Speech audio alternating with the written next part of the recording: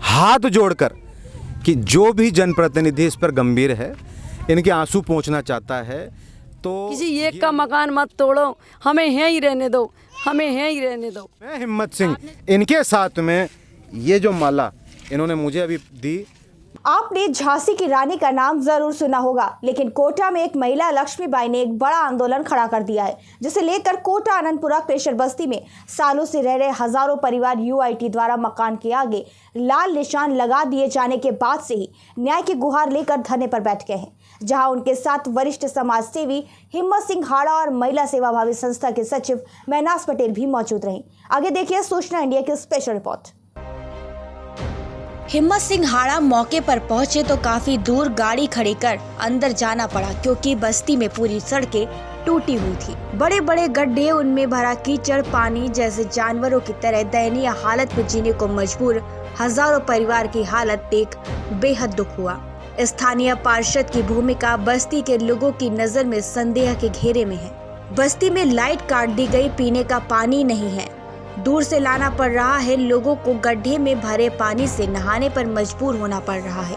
जबकि क्षेत्र कोटा दक्षिण नगर निगम के वार्ड 33 क्षेत्र में आता है और यूआईटी इन्हें किसी योजना के नाम पर हटाने के लिए लाल निशान लगा चुकी है, जिससे सभी मजदूर गरीब परिवार दिन रात दहशत में खाना पीना छोड़ महिलाएं, पुरुष, बच्चे, बूढ़े टेंट लगाकर धरना दे रहे हैं। करीब 30 सालों से रह रहे मौजूद परिवारों ने बताया कि प्लाट उन्होंने खरीदे हैं। उनके पास राशन कार्ड, आधार कार्ड, परिचय पत्र, सर्वे रसीद, बिजली कनेक्शन सब है, फिर भी कोई सुनवाई नहीं है। हिम्मत सिंह हाड़ा ने सभी जनप्रतिनिधियों, सरकार, यूआईटी प्रशासन से अपील की है कि सर्वप्रथम बस्ती वालों को साथ में लेकर बात करनी चाहिए, न कि एकाएक लाल निशान लगा तोड़ने का ऑर्डर, जिससे सभी परिवार दहशत में आ गए हैं। यहाँ सभी गरीब मजदूर परिवार हैं, आखिर इनकी सुनवाई करनी चाहिए। इस मौके पर हनुमान मंदिर पर बालाजी महाराज को ज्ञापन सौंप कर इनकी आरती भी की गई और न्याय की मांग की गई। आगे देखिए सूचना इंडिया कोटा से ब्यूरो चीफ जेबा पटेल की ग्राउंड रिपोर्ट। कांटे थे रास्तों पर, फिर भी चलना सीख गया। एक गरीब का बच्चा था जो हर हाल में जीना सीख गया। हमारे बीच में समाज सेवी हिम्मत सिंह हाड़ा जी मौजूद हैं। आइए सीधा उनसे जुड़ते हैं। स्वागत है आपका जी। कैसे देखते हैं आप क्रेशर बस्ती के दर्द को, जहां पे इनों की कहीं पर भी सुनवाई नहीं हो रही है, आप इनकी सुनवाई के लिए यहाँ आए। स्वागत है आपका जी। मैं तो इसी तरीके से देखता हूँ, जब क्रैशर को देखते हैं तो क्रैशर में गिट्टी होती है, गिट्टी में ज़ीरो गिट्टी होती है और ज़ीरो गिट्टी के बाद में मिट्टी होती है। आज इस जनता की मिट्टी मिट्टी हो चुकी है। ये क्रैशर बस्ती में कम से कम मैं देख रहा हूँ 5, 7, 8 हज़ार लोग यहाँ पर रहते हैं। मेरे हिसाब से शायद 10 हज़ार लोग होंगे। बहुत ही दुख की बात है कि कोटा में बहुत बड़े बड़े जनप्रतिनिधि यहाँ पर हैं और ये बहुत बड़े बड़े जनप्रतिनिधियों से गुहार लगा चुके हैं, खून के आंसू रो रहे हैं, लेकिन इनकी कोई पुकार नहीं सुन रहा है। आज उस बात को देखकर इनके बीच में आया हूँ। इनके पास में क्या क्या कागजात हैं, क्या क्या इनके पास में आधार है।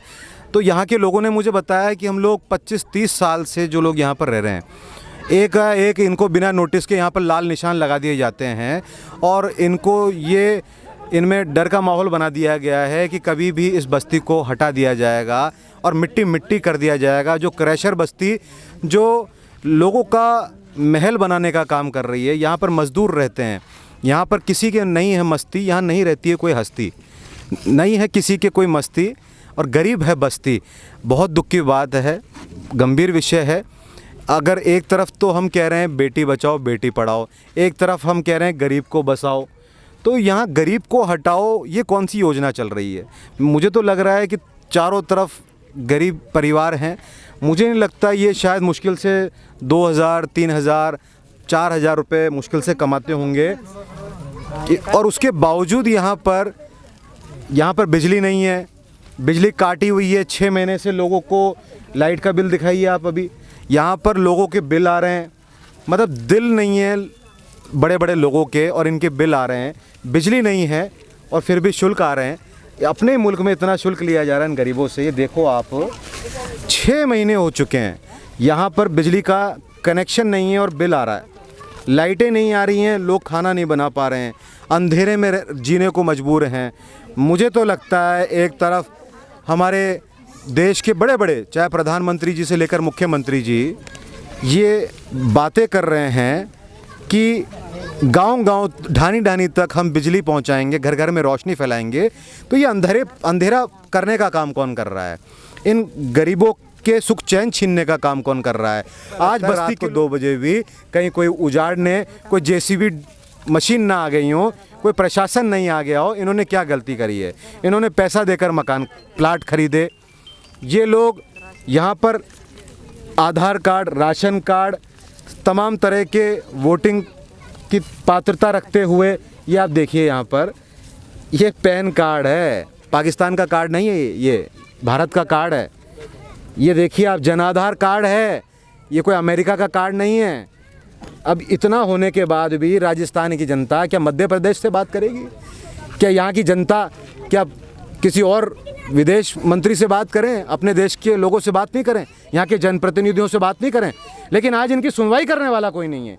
ये लोग लगातार यहाँ पर जाकर यूआईटी पे प्रदर्शन कर रहे हैं, कलेक्ट्री पे प्रदर्शन कर रहे हैं, लेकिन इनकी कोई सुनने वाला नहीं है। सरकार से क्या कहना चाहेंगे आप?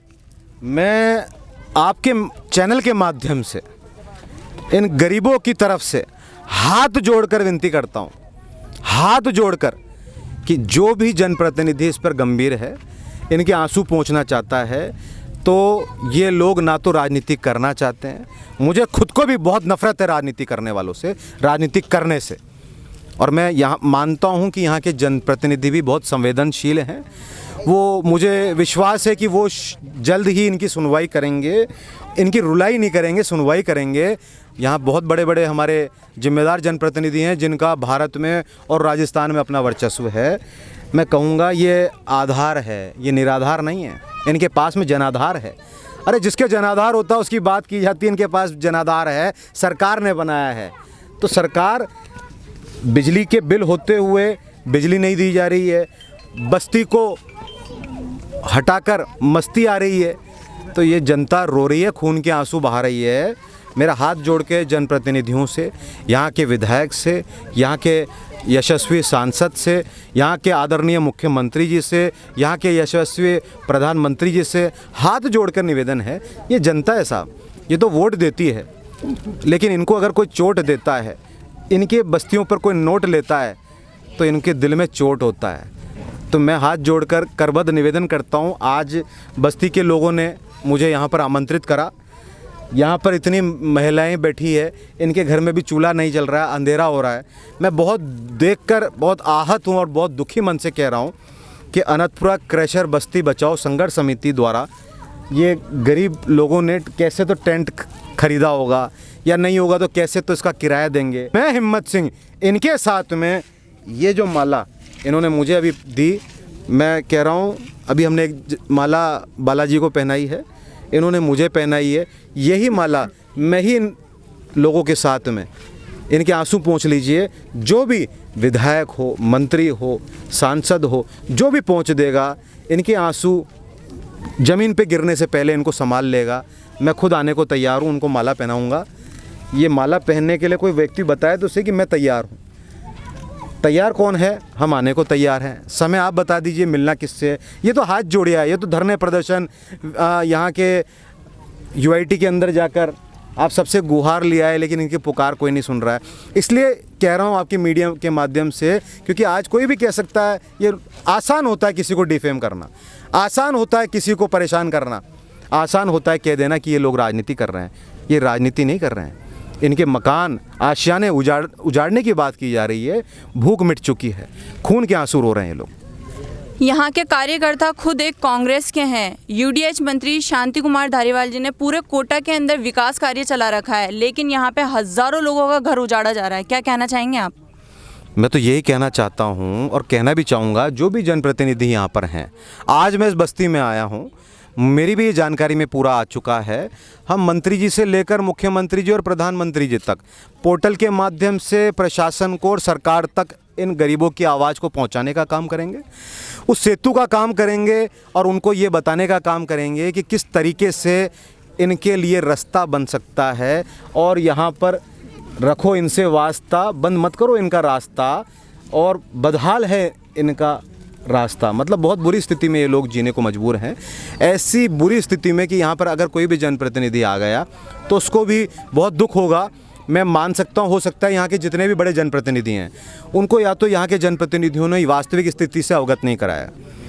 आज आपके चैनल के माध्यम से हम लोग भी इस बात को आगे तक बताएंगे, कुछ जानकारियाँ मैं लोगों से लूँगा, क्योंकि 30 साल 25 साल से ये लोग यहाँ पर हैं, तो 20 साल ऊपर हो चुके हैं। इस तरह की कोई गाइडलाइन नहीं है कि अगर यहाँ पर सालों से लोग रह रहे हैं, पैसा देकर आए, कब्जा तो कर नहीं रखा लोगों ने, उनको हटाने का अधिकार तो किसी को भी नहीं दिया जाता है। मैं मानता हूँ यहाँ के जो मंत्री जी हैं, लोकसभा अध्यक्ष जी हैं, मुख्यमंत्री जी हैं, प्रधानमंत्री जी हैं, बहुत जिम्मेदार लोग बैठे हैं। हो सकता है उन तक ये बात सार्थक रूप से नहीं पहुँची हूँ। मैं मानता हूँ आज हिम्मत सिंह जनता के बीच में आया है और आपके चैनल के माध्यम से कह रहा हूँ, जनता की पुकार सुन ली। क्या कहना चाहेंगी आप, कहाँ कहाँ पे आपने गुहार लगाई बस्ती को बचाने के लिए, ये जो हज़ारों घर आपके उजड़ रहे हैं उसके लिए? मैडम, मैंने ऐसी कोई जगह नहीं छोड़ी जहाँ हम नहीं गए हों। UIT गए, कलेक्ट्री गए, धारीवाल जी के गए, बाट पार्सल जी के गए, यहाँ भी आए, ऐसी जगह कोई नहीं गई। हम 6 महीने से घूम रहे हैं, हमारा कोई समस्या का समाधान नहीं मिला। और पहले तो हमारे कम से कम 300 मकानों पे लगाए, फिर 700 पे लगाए, और आगे गए तो फिर 1200 पे, और आगे जाएंगे तो यूँ कहते हैं 10,000 पे लगा देंगे, ऐसे बोलते हैं। मैडम, जाएं तो कहाँ जाएं? हम सुबह से लेकर शाम तक इसी भागा दौड़ी में लगे रहते हैं, ना हम घर का खाना बना पाते हैं, ना हम टाइम पे काम कर पाते हैं। ऐसा सदमा बैठ गया हमारे अंदर कि हम उजड़ जाएंगे तो हम मरी जाएंगे, क्या होगा हमारा, कौन हमारा सुनने वाला है? मैं कुछ कह नहीं सकती आपसे कि मरने के अलावा हमारे पास कोई रास्ता नहीं है। या तो हम खुदकुशी कर लें या फिर हमारे बच्चों को पाल करें, तो हम क्या करें, कुछ समझ में ही नहीं आ रहा हमारे।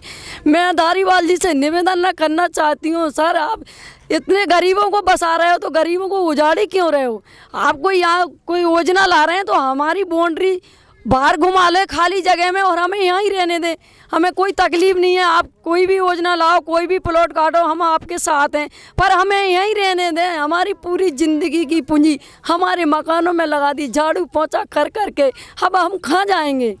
हमारा कोई सहारा नहीं है हमारे मकान के अलावा, हम कहाँ भटकेंगे? बस मैं यही कहना चाहती हूँ, हमारी दिल से आपसे हाथ जोड़ के प्रार्थना है, किसी एक का मकान मत तोड़ो, हमें यहीं रहने दो, हमें यहीं रहने दो। आपने जब से हक की आवाज़ उठाई है तब से आपकी बस्ती में लाइट नहीं है, कितना वक्त हो गया लाइट गए हुए? जब से हमें आवाज़ उठाई है कम से कम 8 दिन से तो बिल्कुल हमारी लाइट काट दी गई है, बिल्कुल नहीं। हमें पानी भी नहीं मिल रहा पीने के लिए, हम खानों में नहाने के लिए जा रहे हैं, हमारे बच्चों के फोड़ा पुंसी हो रहे हैं, डेंगू हो रहा है, मच्छर काट रहे हैं, हमारे को खाने के ही तांतरे पड़ रहे हैं, हम इलाज कहाँ से कराएं? 5 रुपये भी नहीं हमारे पर्ची कटाने के लिए, सरकारी में चक्कर कहाँ तक काटें? हमारे बच्चे बीमार पड़ रहे हैं, मर रहे हैं। कोरोना काल में हमें ऐसी स्थिति कर दी, मकान बचाएं कि हम पेट भरें। किसी का कोरोना में पति चला गया, किसी की माँ चली गई, किसी की बहन चली गई, उस गम को हम भूले ही नहीं। और धारीवाल जी हमें दूसरा गम क्यों दे रहे हो आप? आपसे हाथ जोड़ के विनती है, हमारी समस्या का समाधान करो, नहीं बहुत पब्लिक मर जाएगी सर। आप हमारी ध्यान से, एक दिल से पीड़ा है, हाथ जोड़ के विनती करती हूँ मैं आपसे, मेरी कोई दुश्मनी नहीं सरकार से। मैं एक पीड़ित महिला हूँ, किरेसर बस्ती की एक आवाज़, घर बचाने के चक्कर में लग रहे हैं हम, आपसे एक ही विनती। कैसे न्यायालय में आपने परिवार दिया क्रैशर बस्ती का, आपसे जानना चाहेंगे? भाई क्या है कि सरकार और UIT का कहना है कि सारी अतिक्रमी है, ये इनका कहना है। 25/8/2015 को इस बस्ती को तोड़ने आया था, उस टाइम में शायद बड़ा बस्ती थी, तो उस टाइम में उन लोगों ने ये बोला था कि सारे अतिक्रमी हैं। हो सकता है ये अतिक्रमी हो, लेकिन 1968 का अगर रिकॉर्ड देखा जाए तो कोटा में पहली कॉलोनी बनी थी साबरमती कॉलोनी में 100 मकान बनने के बाद में कोटा नगर विकास न्याय ने 2015 तक 22 लाख मकान और प्लॉट बनाए हैं, और लगभग 11,000 मकान रिक्को के हैं और 17,000 मकान नगर निगम के हैं और 23,780 मकान हाउसिंग बोर्ड के हैं।